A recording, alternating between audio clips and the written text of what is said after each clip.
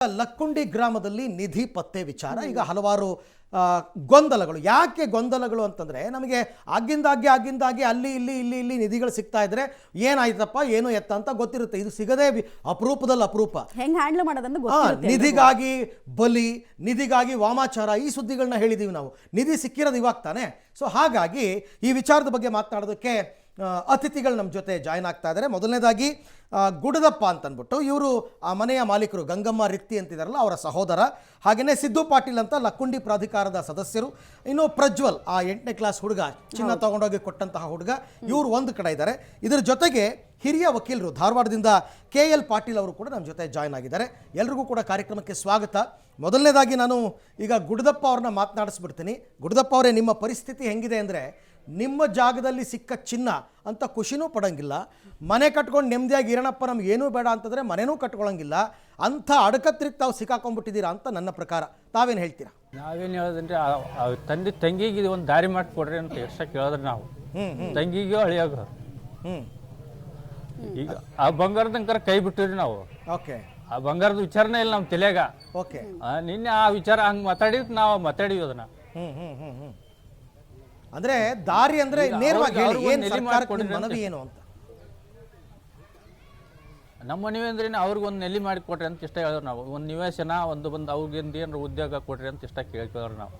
Okay okay Siddu Patil ಅವರೇ, ಈಗ ಏನು ಇನ್ಸ್ಟ್ರಕ್ಷನ್ಸ್ ಬಂದಿದೆ ಜಿಲ್ಲಾಡಳಿತದಿಂದ?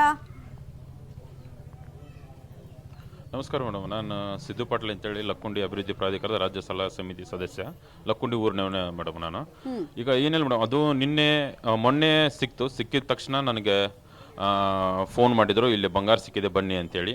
ನಾನು ನೇರವಾಗಿ ಮಾನ್ಯ ಸಚಿವರಾದಂಥ HK ಪಾಟೀಲ್ರಿಗೆ ಕಾಲ್ ಮಾಡಿದೆ. ಅವ್ರು ಜಿಲ್ಲಾಡಳಿತ ಕಳಿಸ್ಕೊಟ್ರು.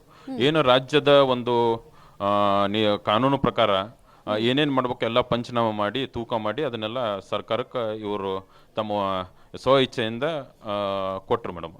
ಈಗ ಅವ್ರಿಗೆ ನಾನು ಲಕ್ಕುಂಡಿ ಗ್ರಾಮಸ್ಥನಾಗಿ ಮಾನ್ಯ ಸಚಿವರಿಗೆ ನಾನು ಮನವಿ ಮಾಡ್ಕೊಂಡಿದ್ದೀನಿ. ಅವ್ರಿಗೆ ಒಂದು ಸೂರು ಕಲ್ಪಿಸುವ ವ್ಯವಸ್ಥೆ ಆಗ್ಬೇಕಂತ ಹೇಳಿದ್ದೀನಿ. ಸಾಹೇಬರು ಸಕಾರಾತ್ಮಕವಾಗಿ ಸ್ಪಂದಿಸಿ ಅವ್ರಿಗೆ ಏನು ಬೇಕೋ ಅದನ್ನು ನಾವು ರಾಜ್ಯ ಸರ್ಕಾರದಿಂದ ಮಾಡೋಣ ಅಂತ ಭರವಸೆನೂ ಕೊಟ್ಟಿದ್ದಾರೆ. ಇನ್ನೇನು ಕೆಲವೇ ದಿನಗಳಲ್ಲಿ ಸಾಹೇಬರು ಬಂದು ಅವ್ರಿಗೆ ಭೇಟಿ ಆಗ್ತಾರೆ ಮೇಡಮ್. ರೈಟ್, ನಾನು ಪ್ರಜ್ವಲ್ನು ಕೂಡ ಮಾತಾಡಿಸ್ಬಿಟ್ಟು ಆಮೇಲೆ ವಕೀಲರ ಹತ್ರ ಹೋಗೋಣ.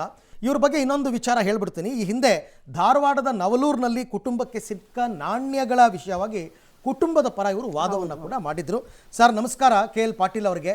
ಸರ್, ಈಗ ನೇರವಾಗಿ ಒಂದು ವಿಚಾರಕ್ಕೆ ಬರ್ತೀನಿ. ಈಗ ಸಿಕ್ಕಿರುವ ಚಿನ್ನಾಭರಣಗಳು ಇದು ನಿಧಿಯ ಅಲ್ವಾ ಅಂತ ಅಧಿಕೃತವಾಗಿ ಯಾರು ಹೇಳಬೇಕು, ಹೆಂಗೆ ಹೇಳ್ತಾರೆ ಸರ್ ಅದನ್ನು? ಇದು ಕರ್ನಾಟಕ ಟ್ರೆಜರ್ ಟ್ರೋ ಆ್ಯಕ್ಟ್ 1962 ಅಂತ ಒಂದು ಆ್ಯಕ್ಟ್ ಇದೆ.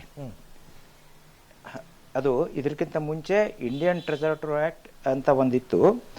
ಅದು ಬೇರೆ ಬೇರೆ ರಾಜ್ಯಗಳಿಗೆ ಬೇರೆ ಬೇರೆ ಥರ ಇತ್ತು. ಅದನ್ನೆಲ್ಲ ಇದನ್ನು ಮಾಡಿ ಕರ್ನಾಟಕ ಸರ್ಕಾರದವರು ಕರ್ನಾಟಕ ಟ್ರೆಜರ್ ಟ್ರೋ ಆ್ಯಕ್ಟ್ 1962 ಅಂತ ಆ್ಯಕ್ಟ್ ಮಾಡಿದ್ದಾರೆ. ಆ ಆ್ಯಕ್ಟ್ ಪ್ರಕಾರ ಇಂಥ ನಿಧಿ ಸಿಕ್ಕ ತಕ್ಷಣ ಯಾರಿಗೆ ಸಿಕ್ಕಿರುತ್ತೆ ಅವರು ಆ ಸಂಬಂಧಪಟ್ಟಂಥ ಡೆಪ್ಟಿ ಕಮಿಷನರ್ ಕಲೆಕ್ಟರ್ಗೆ ಇದನ್ನು ಸಲ್ಲಿಸಬೇಕು, ವರದಿ. ಆ ನಂತರ ಸೆಕ್ಷನ್ 4 ಪ್ರಕಾರ ಆ ಸಂಬಂಧಪಟ್ಟಂಥ ಕಲೆಕ್ಟ್ರು ಅದರ ಬಗ್ಗೆ ಎಲ್ಲ ವಿಚಾರಣೆ ಮಾಡೋಕ್ಕೆ ಶುರು ಮಾಡಬೇಕಾಗತ್ತೆ. Section 4 of Karnataka treasure to act. ಆಮೇಲೆ ಇದು ಯಾರು ಇದನ್ನು ಕ್ಲೇಮ್ ಮಾಡದೆ ಹೋದರೆ, ಯಾರು ಓನರ್ ಇಲ್ಲ, ಯಾರು ಇದಿಲ್ಲ ಅಂದರೆ ಅದನ್ನು ಮುಟ್ಕೋಲು ಹಾಕಕ್ಕೆ ಬರುತ್ತೆ. ಇವರು ಇದನ್ನು ಮಾಡದೆ ಡಿಕ್ಲೇರ್ ಮಾಡದೇ ಇದ್ದರೂ ಅವ್ರ ಮೇಲೆ ಕ್ರಮ ತಗೊಳ್ಳೋಕ್ಕೆ, ಆಮೇಲೆ ಪ್ರಾಸಿಕ್ಯೂಷನ್ ಮಾಡೋಕ್ಕೆ ಪ್ರೊವಿಷನ್ ಇದೆ. ಈ ನಿಧಿ ಬಗ್ಗೆ ಕಲೆಕ್ಟರು ಅವರಿಗೆ ಯಾರು ಇದು ಸಂಬಂಧಪಟ್ಟ ಆಸ್ತಿಯ ಮಾಲೀಕರಿದ್ದಾರೆ ಮತ್ತು ಯಾರು ಇದನ್ನು ಸಿಕ್ಕಿದೆ ಅಂತ ಡಿಕ್ಲೇರ್ ಮಾಡಿದ್ದಾರೆ ಅವರಿಬ್ಬರಿಗೂ ನೋಟಿಸ್ ಕೊಟ್ಬಿಟ್ಟು ವಿಚಾರಣೆ ಮಾಡಬೇಕು. ವಿಚಾರಣೆ ಮಾಡಿದ ನಂತರ ಅದು ಸರ್ಕಾರದ್ದಲ್ಲ, ಅವ್ರದ್ದು ಇದಿದೆ ಅಂತ ಆದರೆ ಅವರಿಗೆ ಅದನ್ನು ಹಂಚಿಕೊಡ್ಬೇಕು ಅಂತ ಇದೆ. ಈ ಬಗ್ಗೆ ಏನಾದರೂ ತೊಡಕು ತೊಂದರೆಗಳು ಕಾಯ್ದೆ ಕಂಡು ಬಂದರೆ, ಯಾರಾದರೂ ಕ್ಲೇಮ್ ಇದ್ರೆ ಅವ್ರನ್ನ ಸಿವಿಲ್ ಕೋರ್ಟ್ಗೆ ಹೋಗಿ ದಾವೆ ಹಾಕಿ ಅಲ್ಲಿವರೆಗೆ ಈ ಪ್ರೊಸೀಡಿಂಗ್ಸ್ ಪೆಂಡಿಂಗ್ ಇಟ್ಟು ಆ ದಾವೆ ಹಾಕಿಬಿಟ್ಟು ಸಿವಿಲ್ ಕೋರ್ಟ್ ಏನು ಡಿಕ್ಲೇರ್ ಮಾಡುತ್ತೆ ಅದರ ಪ್ರಕಾರ ಅವ್ರಿಗೆ ಹಂಚಿಕೆ ಮಾಡಿ ಅಂತ ಹೇಳ್ತಾರೆ. ಒಂದು ವೇಳೆ ಇವ್ರ ಎನ್ಕ್ವೈರಿಯಲ್ಲಿ ಅದು 100 ವರ್ಷಕ್ಕಿಂತ ಹಿಂದಿನದು ಅಂತ ಕಂಡು ಬಂದರೆ ಅವಾಗ ಅದನ್ನು ಸರ್ಕಾರವೇ ಮುಟ್ಟುಗೋಲು ಹಾಕ್ಕೊಂಡು ಅದರದ್ದು ವ್ಯಾಲ್ಯೂ ಬಗ್ಗೆ 1/5 ವ್ಯಾಲ್ಯೂ ಅವರಿಗೆ ಮಾಲಕರಿಗೆ ಕೊಡಬೇಕು ಅಂತ ಇದೆ ಕಾಯ್ದೆಯಲ್ಲಿ.